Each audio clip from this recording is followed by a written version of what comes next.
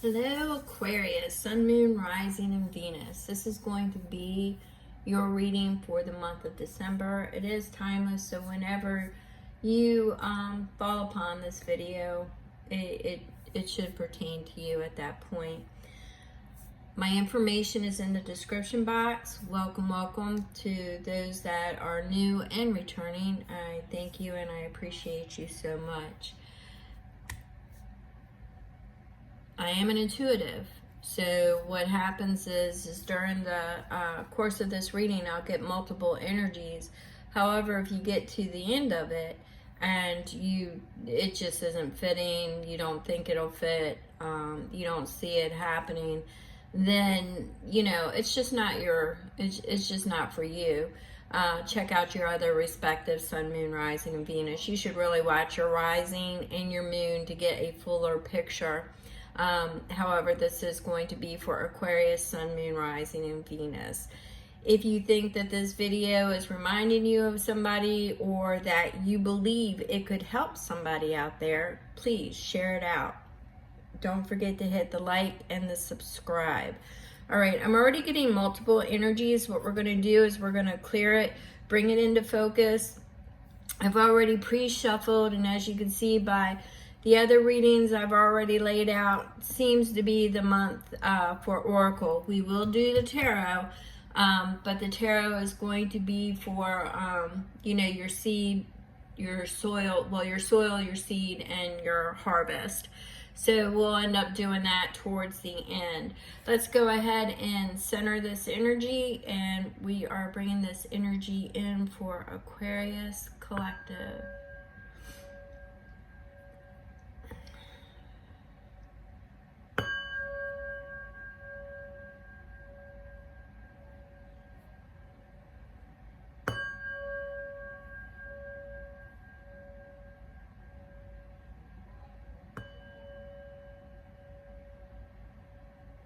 All right, right away, I am getting something about somebody has been watching somebody and they can't make their mind up about something. What that is, I don't know.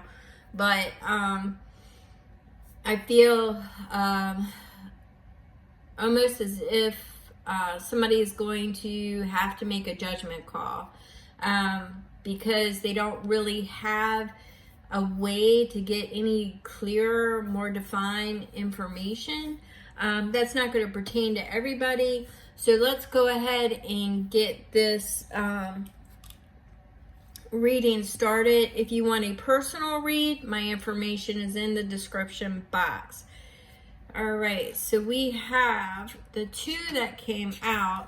We have the Elder Coyote, which speaks to embracing flexibility. So you need to be flexible. You can't be rigid.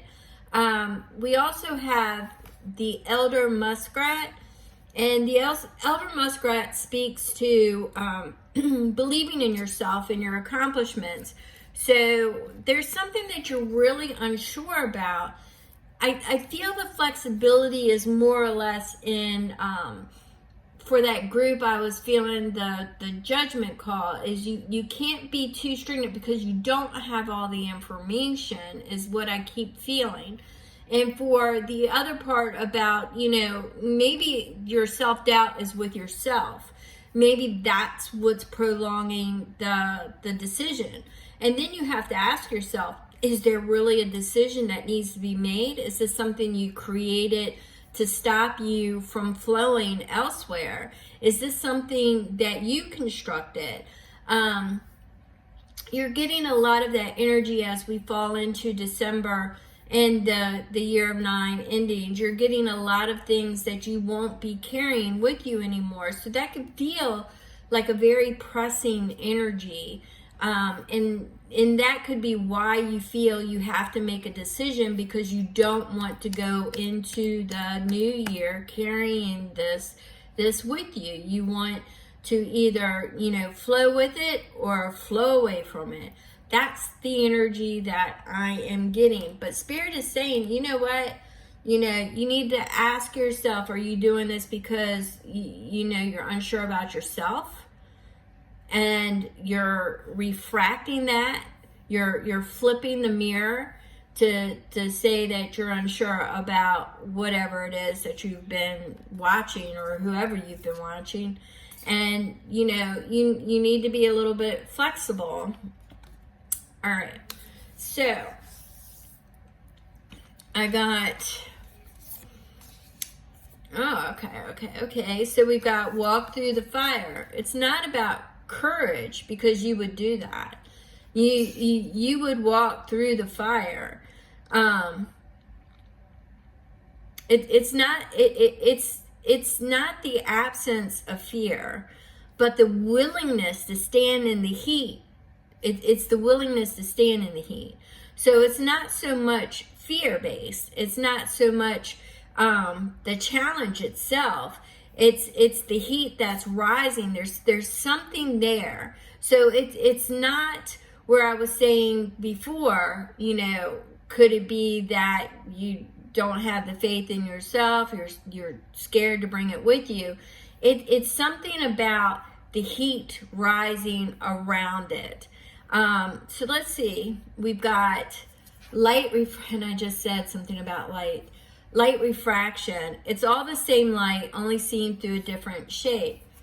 Once again, I'm getting the feeling of almost like a judgmental energy. Like you can't tell if somebody is light or dark energy, or if they're balanced. They're giving off, what I'm getting is a lot of mixed signals, is how I'm perceiving it. And it's not like you wouldn't walk through the fire. You would do it, but there's a hesitation. I'm getting that hesitation because you don't know if they will drag you down in the dark. So it's not that you don't trust them, you don't trust yourself. And that's why you've got the muskrat energy here that is saying you need to believe in yourself. You know, how true to whatever it is that's keeping your values, your morals, you know, your religion, your, you know, what dogma is holding you so fast to that fire that you're failing to realize that, you know, we're all a little bit of a different light and we're all from the same source. It's just the lessons we bring with us. We're fractals. Now, I find it interesting that we have another fire element. So you could be dealing with somebody who has, you know, who is a fire sign or have a lot of fire in their chart. And then it could just be somebody that you're very passionate about. And we have the Ace of Fire, passion. This is an attraction. It also could be something that, you know, creativity, a new venture, it's action, it's heat, it's desire, but it's something of a new start, okay? It's something of a new start. The thing is, timing, you don't know if the timing is there. You've been planting seeds, or you want to plant seeds. You kind of want to prepare for it and put in the work. So it's about timing. You may be one of the individuals that, I think it's in my all signs, that spoke to people seeing divine timing unfolding in divine time a lot lately. But what I'm seeing, the challenge is the past. We have the grave digger. We have the grave digger that's burying a lot of secrets, is what I'm getting. Burying a lot of secrets. And we have ghost. Something that you've carried with you for a long time.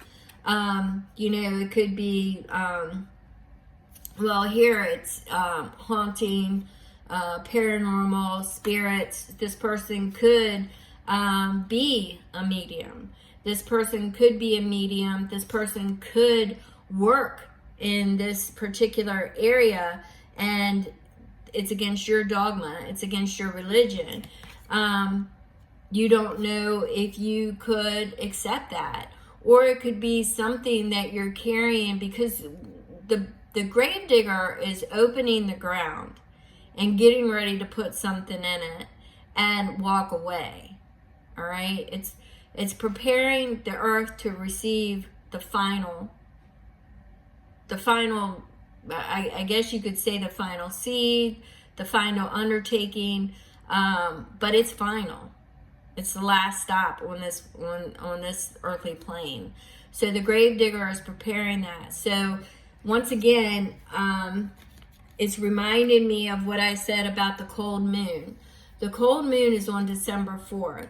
And as I've stated in earlier videos, not today, but in my earlier videos, what I stated was you had that beaver moon, which was revelation, just getting it, communication, getting it out there. December 4th, if you have not revealed or shared or made that movement of release, because it was all about release on the beaver moon. It was all about release, taking your power back. If you haven't done that by the 4th on that cold moon, then what it is something that you will forever carry. It basically will be planted, and it's not going to ever be resurrected. It is something that you will carry. They keep showing me that clip in Scrooge where that one ghost is carrying around all those chains, miserable in misery, because of past judgments, the life that he walked. So what I'm getting is by December 4th, if you haven't released this energy, or the forgiveness, or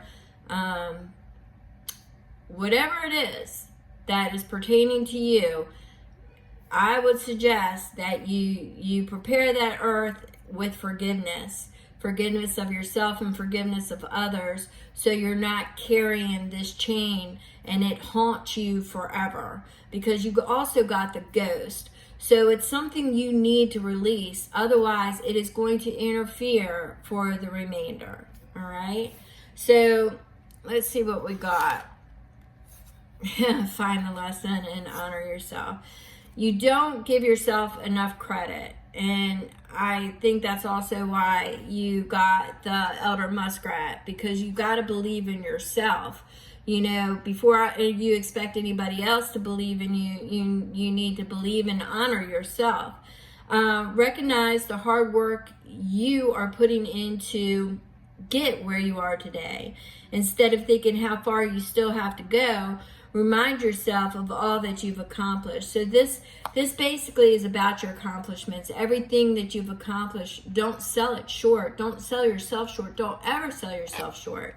Find a lesson in everything that you've done, and it makes you wiser for your path moving forward. You can now recognize things that you couldn't recognize before. All right?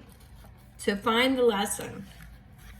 And then we had find the beauty in vulnerability and let your resilience shine through life's challenges. Once again, believe in yourself. Be flexible. Believe in yourself. Stop selling yourself short. I'm really thinking that it's not really the other person's light. I'm thinking you're thinking it's your light. It's your ghost. It's your past that you're hanging on to that is prohibiting you from moving forward or flowing towards whoever this person is that you're watching or wanting to move towards. Or whatever job, if it's not a noun, it's a person, place, or thing. All right. So we have the sea witch's lair. Confront the shadows within and let the alchemy of your soul transform the darkness into light. Now remember, we had the light refraction. It's all about the same light, only seen through a different shape. So the one thing you have to understand is not everybody is going to look at it the way you could look at it from a darker aspect, where they would look at it and find the achievements. So this looks like it's a lot of work that you need to do with accepting yourself and believing in yourself and not selling yourself short. You need to transform that energy into light so you can move forward. You have observe, which is enlightenment, flow, and growth. So you have been observing. Once again, I said in the beginning that I got the sensation of somebody watching somebody, and that's why I keep saying that person, but in actuality, it could be a person, place, or thing. Divine timing, once again, I think I even used the term divine timing. You'll have to rewind it. It's all about timing for you. Once again, I see like in the beginning of the month, you want to bury whatever ghost or whatever things about yourself, deal with it so you can move forward and flow towards that person. I really don't feel that they would judge you as harsh as you're judging yourself, is kind of what I'm getting. For some of you, I feel that maybe there was a truth that wasn't relayed properly, or it was only half truth is what they're showing me, half of something. So we have the seed, and the seed here is the Hierophant. Once again, it's the acceptance. The Hierophant is acceptance of dogma, could be travel, but it's a blending, it's a union, and it's the seed here is asking, can you actually bring two different fractals of light together that shine and express differently? Can you bring them together? Can you meld them together? Can it work? So let's see what the soil says. Can you bring it together? What would you need to do? What would you need to bring it together? What kind of soil? So we had two drop for the soil. All right, so you have King of Wands, and I find it interesting that they're both wands, which means they're both energy, momentum. All right, so we have the King of Wands, and we have the Two of Wands. Now, it speaks about getting your house in order. It speaks about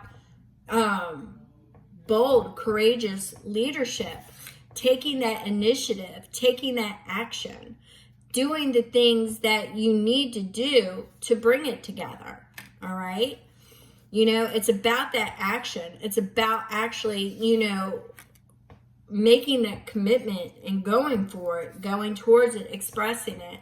And the Two of Wands is looking over your dominion. It's taking notes. It's looking over your kingdom and looking at the world and what it is. But you notice here there's a portal, there's an opening, and you're looking over everything in order to get through this opening of what it is that you're going to need to manage your kingdom.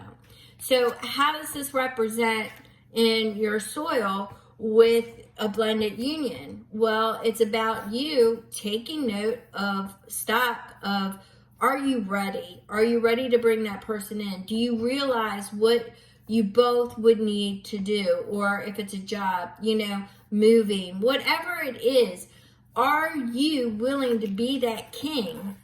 Are you willing to be that king and take the initiative? Because this is you taking the initiative, not the other person, not the job, not the move, whatever it is, the geographical location. I'm feeling it for some of you is a big hindrance, okay? So whatever it is, are you willing to sweeten that soil for that seed, that blended union?